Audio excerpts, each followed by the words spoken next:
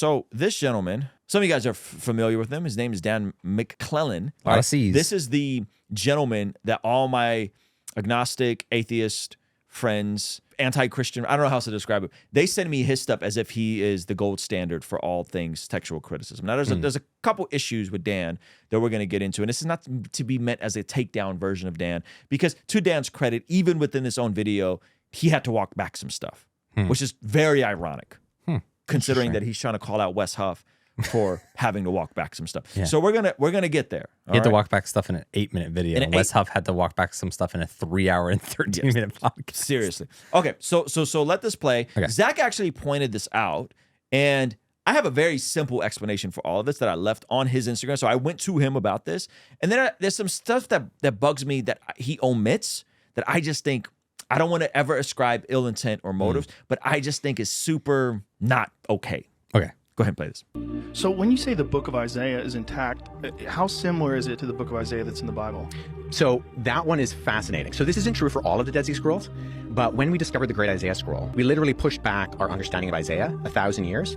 And the thing that really shocked scholars, like I said, this isn't true for all of the Dead Sea Scrolls, but one of the things that shocked them about Isaiah was that it was word for word identical to the Masoretic text. Word for word? Word for word. Wow. Yeah. So this is... Wes Huff says word for word identical to the earliest script that they found, manuscripts. Dan then goes on to wildly and to call it wildly inaccurate and pick it apart. Now, there's a couple of issues here, and he's going to unpack them for us. Now, Wes responded to this, by the way, on his Instagram and conceded some of these points, but I have some other issues I want to point out. Go ahead. Accurate. The Great Isaiah Scroll, or 1Q Isaiah A, differs from the Masoretic text in almost every single verse of the book of Isaiah. Now, the majority of those differences are spelling differences or only minor differences in meaning, but there are a lot of them, and there are also a number of significant differences. Okay, so pause it.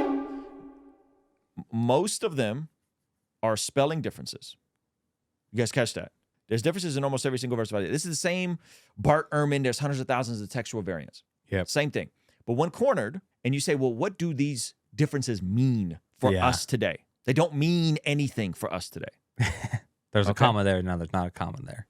So he acknowledges this, but then goes on to say... The majority of those differences are spelling differences or only minor differences in meaning, but... Only minor differences in meaning. Spelling differences or only minor differences in meaning. So listen very closely. Now listen to what he goes on to say next. There are a lot of them, and there are also a number of significant differences. Yeah. Remember, significant differences. Does he ever tell us what those significant differences are in this video? Can you guys guess? Does Dan McClellan ever tell us what the significant differences are in this video? What do you guys think? Chat, what do you guys think? Does he ever tell us what the, hey, got right here, it said this, and it changes the nature of God. It changes the nature of this Orthodox view. It changed, right? Do you guys think he ever actually tells us the significant differences in this video? Does he actually not? What do you guys think? Also, a number of significant differences. So let's talk about some of these differences. If you go check out this book, the Biblical Qumran Scrolls, you will see a transcription of every known Dead Sea Scroll manuscript. Okay, great. He gives us a book. Okay, so now what's going to happen is this claim is going to be unfalsifiable unless I go read this textbook.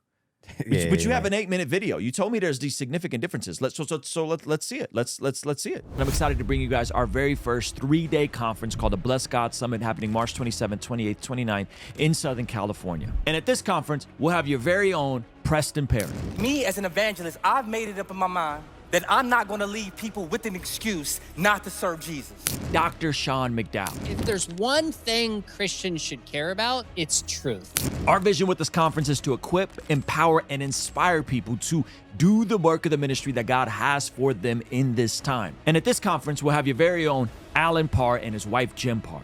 The number one reason, people want to get divorced because they want to find someone else who can make them happy. Now, what they don't realize, they're chasing the wind. John McCrae from What Do You Mean? What you may be shocked, or you may not be shocked to know, is that the majority of Christians in America, they don't know how to articulate the message of the gospel to non-believers. Lila Rose. Love and marriage go together, that sex and marriage go together, that sex can bring life into the world. And that's an amazing thing. That's not a bad thing. Trizzle Fitness. Most people fail at dieting because they're just trying to lose weight too fast. What are you in such a rush for? But where a lot of people get stuck is figuring out what it looks like to walk in that. And so these 3 pillars of our conference will be covering everything from apologetics to family in the home and the marketplace, and how you can lean into those 3 pillars to discover your calling on this side of eternity. Passage from the Bible. So you can see the entirety of 1Q Isaiah A, and it's what's called a critical edition, which means it's going to list variants. So here's a page from Isaiah 2. You can see the Hebrew text on the top half of the page. The bottom half of the page is what's called the critical apparatus, which has all the variants. The first thing that it will list for each passage where there is a variant is the reading that is found in the particular manuscript being shown. Here, 1Q Isaiah A. And then you'll see a little closed bracket. And then everything to the right of that are variant readings. It will give you the variant reading, and then it'll tell you what manuscript that variant reading is in. Now, I've highlighted a portion of the Hebrew up top where it shows 4 words in Hebrew from verse 9, and then the very next word is from verse 11. And the reason is that verse 10 is not there. Neither are the last 3 words of verse 9. There are 12 words entirely missing from 1Q Isaiah A that constitute the end of verse 9 and the entirety of verse 10. And the critical apparatus at the bottom in the red box shows that missing verse. So there's words missing from 1,000-year-old scrolls. There's words missing. Yeah. The last 3 words. He promised me significant differences. There's words missing. Would we say these are significant? Is he going to give us the meaning of these significant differences? Go ahead. That this is a later addition to the text of Isaiah, and that 1Q Isaiah A preserves the earlier reading that did not have those passages. So now, this is the frustrating part about this is he says there's an addition, right? Now, is it possible that there was a different set of manuscripts that actually had the verse, and the oldest manuscript is missing the verse because of a translation, and the version that we got actually came from a different set of manuscripts, and those manuscripts where it was preserved from did not make it, meaning there's a gap missing. That's possible. A lot of people argue that for some New Testament manuscripts. I don't know, but again, you promised me significant manuscripts. This is going to be shocking revelation. There are so many that every single verse has a variant. Yeah. Where are the significant ones? Significant deviation from the Masoretic text. Here's another significant difference from Isaiah 16. You can see in the Hebrew text, I've put a little box around 2 words, and in the critical apparatus, there are 19 words in Hebrew that are missing. This is not an example of 1Q Isaiah A preserving the earlier text. This is an example of haplography, where 1Q Isaiah A, when it was being copied, accidentally omitted these 19 words, which do occur in the Masoretic text. And they were omitted because the copyists stopped at this word, shivma, and went and wrote down what they were going to write, and came back and accidentally returned to the other occurrence of shivma close to this one in the manuscript. Notice the words accidentally. Do you notice what he's saying? The folks that transcribed this thousands of years ago, there might have been errors because they're working nonstop without backspace and Command C, Command V. They made some mistakes. Yeah, some stuff got potentially left out. Some stuff. There's some typos. There's some words missing. Okay, that's what he's saying. Go ahead. And in doing so, accidentally skipped over 19 words, and they are just omitted from 1Q Isaiah A. So that's an example of haplography in 1Q Isaiah A. Here we have an addition in Isaiah 1, where these 2 words that are in the 2 boxes in the Hebrew text are not in the Masoretic text. And these actually complete a parallelism at the end of this verse. And it says, "in your fingers in iniquity." So this is an example of something that has fallen out of the text that is in 1Q Isaiah A. Now, you might be saying, okay, there are 3 examples. There are actually many examples of at least 1 or more words differing between 1Q Isaiah A. I was promised significant differences. Yeah. So far, we got words missing. We got different typos. We got stuff like I was promised significant differences. Yeah. And he was going to explain them to me. Is this a bit of a false promise? A little bit. Show me these significant differences and how it changes anything about Isaiah. Now, the frustrating part about Dan, and what most people don't know about Dan, and to Dan's credit, he's addressed this on his podcast, is Dan tends to omit publicly that he actually is a Mormon. So he's a Mormon. He's worked with the Mormon societies. And so a lot of this sort of stuff, I don't mean to ascribe ill intent, is we're going to poke holes in the manuscript traditions of your books. So that way, when you start saying, hey, man, some of this stuff about Joseph Smith is a bit odd. He's looking into a hat with the gold tab. I don't know if he really looked into a hat with the gold tablets, but all this stuff. Well, you could then poke holes in all these other variants, but you're a Mormon. Yeah. You're trying to present yourself as objective, Mm-hmm. but you have your own set of dogmas. Hello. And you mean to tell me that you are capable of suspending your Mormon dogmas and being objective, and that we're supposed to take everything you say at face value? Now that's a bit of an appeal to motive. Well, on and my like, part. are you this hypercritical of the Mormon books? Are you this hypercritical of the Mormon books? I don't know. So this dude is a Mormon. Second thing that's frustrating about this gentleman is, unfortunately, he refuses to debate anyone. He has no time for debates because he's an academic Mormon. He's an academic Mormon. He refuses to debate anybody. Wes is pulling up with less than 24 hours and debating the Billy Carsons. We can't get this dude to debate anybody. And many people have went back and forth with him. Inspiring Philosophy has went back and forth with him and poked at some of the ridiculous notions that he's made. He refuses to sit down and actually debate anybody, which to me goes, well, if you're this brilliant and this much of an, maybe you should actually get in the lion's den and have your ideas challenged. Just one of them. Just one of them. Yeah. Just one of them. Nope, he refused to debate people. And the Masoretic text. But let's just look at an example of one chapter and how many differences there are from the Masoretic text. This is Isaiah 53, the beginning of Isaiah 53. And you can see the box that shows the Hebrew for the first few verses. And down below, I've circled all the occurrences of a variant reading in the Masoretic text. So there are 5 just in the first 3 lines of text on this particular manuscript page. This is more of Isaiah 53 from the... Notice what's happening? There's circles. Over individual characters. Over individual characters. Now, what he's doing is he's dealing with a type of doctrine of inerrancy that is every iota of the scriptures has been preserved.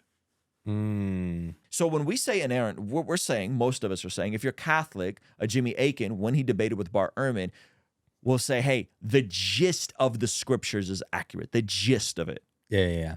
What we're saying is the message has been preserved. The truth claims have been preserved. Yeah. Do you think that's what Wes Huff was getting at while being excited and a bit hyperbolic to Joe Rogan? What Wes Huff was getting at, in my opinion, was that when me and you were talking, and I say, hey, man, I told you about 2 acquaintances of mine that are both influential Christians. Yeah. And they're going back and forth in a spiff. Yeah. And I said, hey, I talked to both sides. And both sides, like word for word, told me that the conflict almost the same. Yeah. Let's say I want to say almost the same. I talked to both sides, and both sides' version of the conflict, word for word, the same. Yeah. But there's no way it was literally word for word as if they were clones of each other recounting the same thing. They weren't word for word the same. Mm-hmm. In a human conversation, when I say word for word the same, I'm probably not meaning word for word. There's no variance, everything to the iota. But if you're a Mormon or you're a fundamentalist or you're an evangelical fundamentalist and you're saying word for word, they're thinking hyper literal.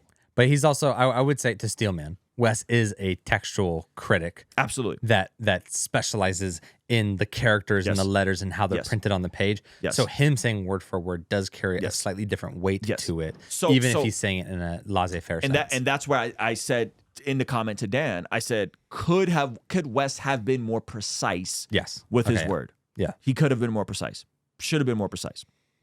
But you're in a 3-hour conversation with Joe Rogan. Yeah. And we just need to give Joe Rogan a win.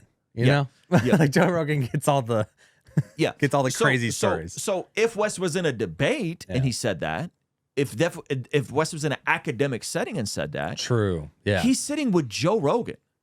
And so when he says word for word, I'm not hearing word for word because my version of inerrancy, which by the way is the version of inerrancy where it is inerrant word for word, is held by such a small fundamentalist, evangelical, KJV only tribe of Christianity that most of us know there's variance. Most of us know there's typos. Most of us know there might be verses missing. Most of us know the daggone woman caught in adultery is not in the earliest manuscripts. The last 11 verses of Mark aren't in our earliest manuscripts. We know these things. We know there's verses missing. Yeah. So we don't hold to a literal word for word preservation or inerrancy of scripture.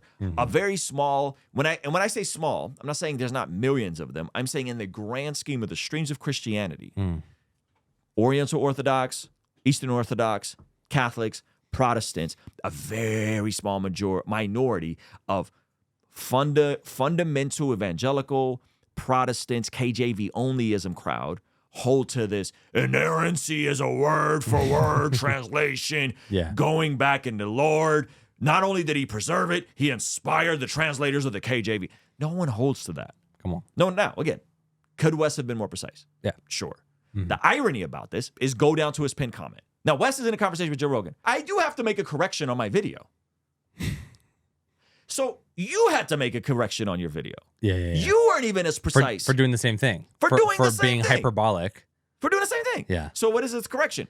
I said there was differences from the MT in almost every verse of the book of Isaiah, but the reality is that it's only 60 to 75% of the verses that have a variant of some kind. I was thinking of the fact there are variants from major manuscripts or from other DSS Isaiah manuscripts in almost every single verse. And mind you, that 60 to 75% is punctuation, spelling differences, some missing words. Yes. So again, it's not like 60 to 75% of it is rewritten sentences communicating a different message. Yeah. That's another thing. So it's like, as a whole, that means they actually got 40 to 25% of the thing character for character correct. Over thousands of years. And so the other 60% were dogging them for having forgetting a word, because you know when your eyes are like scanning and you're like, oh, where did I leave off? You're trying to figure out where you left off, and they went one sentence down. They missed a bit. They missed a bit. Hey? Yeah. And I don't hold to that version of inerrancy. Yeah. I don't think anyone that's reasonable holds to that. But that's why the KJV happened. That's why, allegedly, the KJV happened. No one that's reasonable holds to this outlandish version of inerrancy that every iota of the scripture, every dot, was perfectly preserved from the moment the prophets and the apostles wrote it to the moment that we got it in our trend. No one reasonable holds to that. Okay, see, I did it. Yeah, you see, it's not no one. I didn't literally mean no one.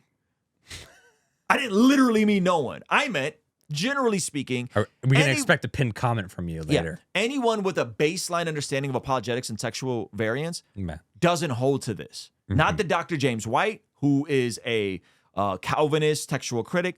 Not the Wes Huffs. There's like the KJV only guys that may hold to this. Yes. And those people exist, and they're big. And so he's thinking that he's going after the doctrine of inerrancy. Most of us don't hold to this doctrine of inerrancy. Yeah. You're chasing ghosts. You're chasing ghosts, right? And so the attack here to me is so silly. And again, Bart Ehrman, there's hundreds of thousands of textual variants. And then when cornered, Bart Ehrman, who's not a Christian, will say, and when cornered says, does this change anything about Christian theology and the truth claims of the Bible? Anything? No.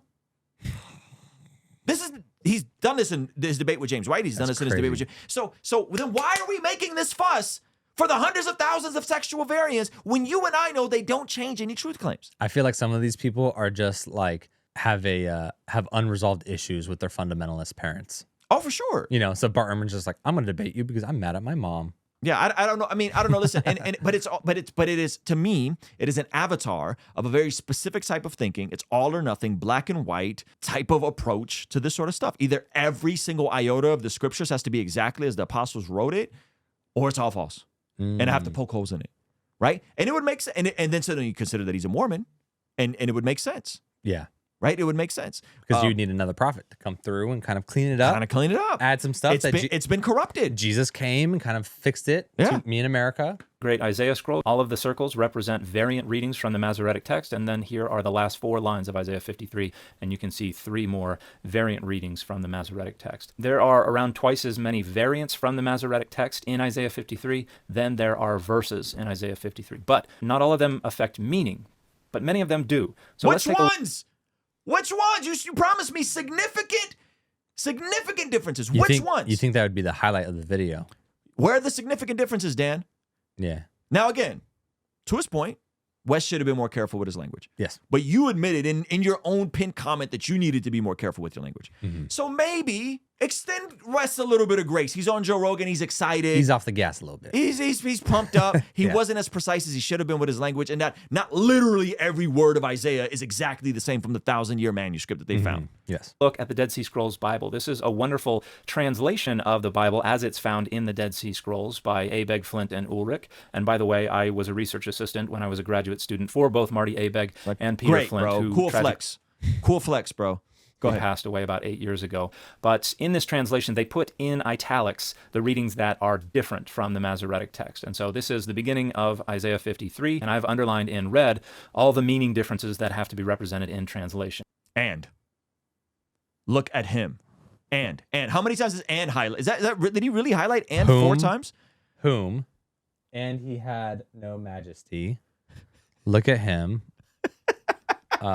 Desire. And familiar. And we depend him. The last 4 are and. So these significant differences that he promised me, 5 of them is the word and. Or excuse me, 4 of and he, and him, and he desired. These are the significant differences he was promising me. Are these? I mean, you got to sort this out for yourselves. Are these significant differences? That he claimed there were going to be significant differences in meaning. Yeah. And then here is the rest of Isaiah 53 with those meaning differences highlighted. So the notion that the Great Isaiah Scroll represents word for word the Masoretic text and that this shocked scholars is 100% false. That's not true at all. But that's always the starting point for apologetic So approach. is there no scholar that's ever been impressed by it and shocked by it? That's interesting. Right? Yeah. So now if I find a scholar, you said 100% false. If I find one scholar that says, wow, this is really interesting that the version from 1,000 years ago is almost verbatim the same. That'd feel significant. It's interesting. If I find one guy, does that then make your claim 100% false? Do you see how we can start playing these hyper-literal word games? Yeah. Go ahead. To this kind of discussion. And then the goalpost inevitably will be moved to, well, none of these readings affect doctrine or change Christianity or anything like that. But there are a bunch of problems with that attempt to move the goalpost. The first is that it's not true. It has significant impact on the doctrine of inerrancy. Second is that... You see? On what inerrancy? Doctrine of inerrancy? But no one holds that not no one. Very few people hold to that doctrine. We got to be so careful. Right? The Catholics don't hold to that doctrine. The Eastern Orthodox don't hold to that doctrine. The Oriental Orthodox don't hold to that doctrine. Most Protestants don't hold to that doctrine. Hello. So then you're chasing ghosts. He said it does affect doctrine. It affects the doctrine of inerrancy. It's like... How many churches we're talking about close-handed doctrines that depend on salvation. Right. How many churches have the doctrine of inerrancy listed on their website as things you have to believe to be a member there? Oh my gosh. So little, yeah. Anyway, so that's the issue with Dan McClellan. And Dan, I would love for you to debate somebody. Debate somebody. And I would love for you to be more upfront with your Mormon faith. My brother, be proud that you're a Mormon. Say it with chest. You're a Mormon. You love the Church of Latter-day Saints. Rock out. Why keep this stuff tucked? Don't do that. Be proud about your heritage, man. He's Angel Studios Mormon. You know, I don't know what kind of Mormon he is. Maybe he's a progressive Mormon. You know? So anyway, I wanted to highlight that because I went back and forth with him in the comment section a little bit. And I was very disappointed. And again, Wes went and corrected himself on this. Right? And Wes is not above correcting himself. If he misspeaks, if he says something that's wrong, he'll correct himself on it. Hey, thank you so much for checking out the video. Please be sure to comment below and subscribe and all that good stuff. And check out this other video that YouTube seems to be recommending just for you. Let me know if they nailed it. All right? I'll see you over there. Peace.